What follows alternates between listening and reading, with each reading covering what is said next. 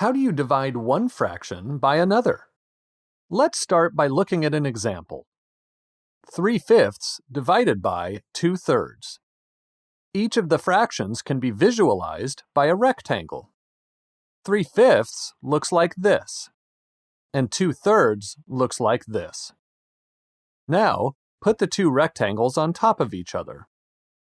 You can see that the shaded area of the first rectangle is partly inside and partly outside the frame of the other rectangle. If you collect the shaded areas outside the frame and put them inside of it, you can immediately read off the answer.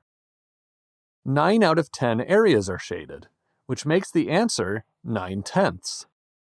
3/5 divided by 2/3 is thus 9/10. Let's look at an example where the answer is an improper fraction. 5/6 divided by 2/5. Again, visualize each fraction as a rectangle. 5/6 looks like this, and 2/5 looks like this. Again, you put the two rectangles on top of each other. Now, the shaded area of the first rectangle is both inside and outside of the frame of the other rectangle. If you fill the inside of the frame with the shaded areas outside of it, you discover that there isn't enough space for all of them.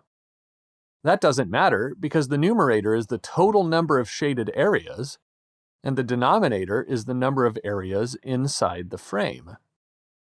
If you count, you can see that the answer is 25/12. Maybe you noticed that it wasn't necessary to move the shaded areas into the frame, and that counting the total number of shaded areas gives you the numerator. I moved the shaded areas in the first example to make it easier to see how it's all connected. You can visualize fractions to make it easier to understand what is going on when you divide one fraction by another.